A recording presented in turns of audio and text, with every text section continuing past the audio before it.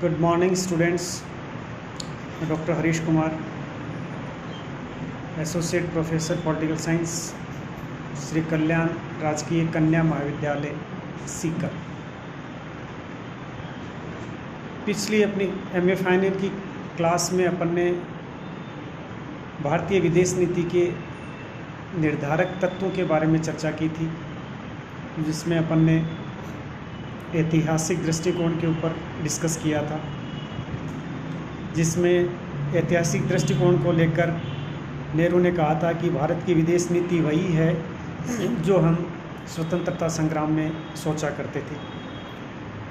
आज भारत की विदेश नीति उसी का अविकल रूप है जो 50-55 साल पहले कांग्रेस ने अपनाई थी। दूसरे निर्धारक तत्वों में अपन ने चर्चा की थी कि भौगोलिक दृष्टिकोण के अंदर अपनी बात इस विषय पे हुई थी कि कोई भी पराधीन राष्ट्र जो स्वतंत्र तो होता है तो उसकी विदेश नीति के निर्माण में भौगोलिक स्थिति, जिसमें जलवायु है, जनसंख्या है, क्षेत्रफल है, समुद्र है, ये चीज़ें काफ़ी प्रभावित करती हैं। तीसरा अपन ने इसमें किया था आर्थिक दृष्टिकोण को लेकर, एक बिंदु इसमें था राजनीतिक दृष्टिकोण भी था, एक निर्धारक तत्व के अंदर सांस्कृतिक दार्शनिक दृष्टिकोण भी था। उसके अलावा जनसंख्या में प्राकृतिक संपदा का दृष्टिकोण भी था, जिसमें अपने देखा था कि भारत में जनसंख्या अधिक होने के कारण खाद्य समस्या ने भी भारत की विदेश नीति को काफ़ी प्रभावित किया था। इस तरह अपन ने 6-7 पॉइंटों के द्वारा ये समझने का प्रयास किया था कि ये वो तत्व हैं जो भारत की विदेश नीति को निर्धारित करते हैं। आज का अपना जो विषय है जिस पे अपन चर्चा करेंगे वो कश्मीर प्रॉब्लम, कश्मीर जो समस्या है उसको लेकर चर्चा करेंगे। कश्मीर की समस्या है वो हमारे साथ आज़ादी के समय से जुड़ी हुई है। कश्मीर का जो विवाद है, कश्मीर पर अधिकार को लेकर भारत और पाकिस्तान के बीच, ये 1947 से ही जारी है। भारत में विलय के लिए विलय पत्र पर दस्तखत किए गए थे। गवर्नर जनरल माउंटबेटन ने 27 अक्टूबर को इसे मंजूरी दी थी।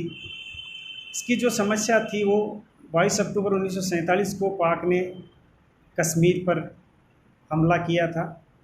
आज़ादी के समय जब दो देशों का विभाजन हुआ तो ये तय हुआ कि जितनी भी रियासतें हैं वो इस बात के लिए स्वतंत्र हैं कि वो अपना अस्तित्व भारत के साथ रखना चाहती हैं या पाकिस्तान के साथ। ज़्यादातर जो रियासतें थी उनका विलय या तो पाकिस्तान में हो गया या भारत में हो गया। ज़्यादा से ज़्यादा रियासतों को मिलाने के अंदर हमारे जो राजनीति के थे उनका भी महत्वपूर्ण योगदान था।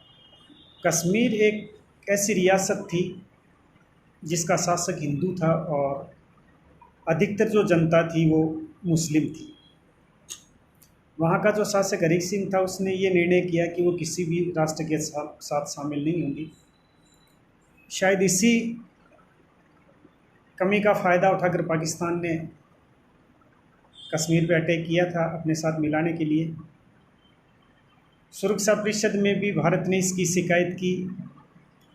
20 जनवरी 1948 को सुरक्षा परिषद ने एक आयोग गठित किया जिसमें 3 सदस्य थे। इसका नाम भारत पाक के लिए यौनों का आयोग रखा गया था।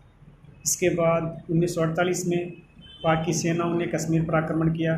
24 जनवरी 1950 को सुरक्षा परिषद ने युद्ध बंद करने का प्रस्ताव किया।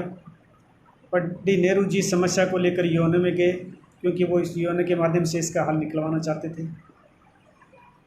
इसका भारतीय विदेश नीति पर व्यापक प्रभाव पड़ा। 28 नवंबर 1947 को कश्मीर के संबंध में कहा था कि कश्मीर की भौगोलिक स्थिति की सीमाएं सोवियत संघ, चीन, अफ़गानिस्तान से मिलती हैं। इससे इसका अंतर्राष्ट्रीय स्तर पर भी बहुत महत्वपूर्ण स्थान है। भारतीय संविधान की धारा 370 के अंतर्गत कश्मीर को विशेष राज्य का दर्जा दिया गया था और इसे भारत का अभिन्न अंग घोषित किया गया था। इसके बाद भी निरंतर जो हालात थे उनमें किसी प्रकार का सुधार नहीं हुआ, इसलिए ये भारत के लिए गंभीर समस्या बन गई और भारत और पाक के बीच ये एक तनाव का कारण भी मानी जाती रही है।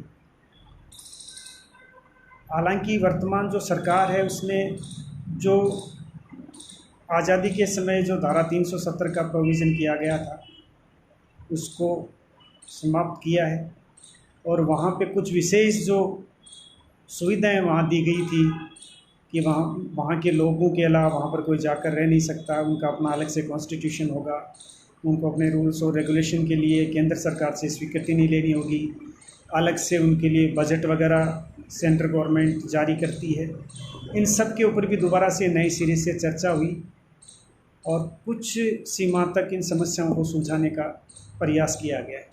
लेकिन वर्तमान समय में भी पाकिस्तान की वजह से हमारे लिए दिन प्रतिदिन तनाव की स्थिति बनाने का प्रयास किया जाता है। वो इस मामले को अंतर्राष्ट्रीय स्तर पर ले जाने की कोशिश करता है, जबकि भारत ये चाहता है कि ये भारत का अंदरूनी मामला है, इसलिए इसको इसी लेवल के ऊपर निपटाया जाए। देखते हैं भविष्य में हमारे राजनीतिक इन चीज़ों में कितने सफल रहते हैं और इस समस्या का समाधान कर पाते हैं। Thank you.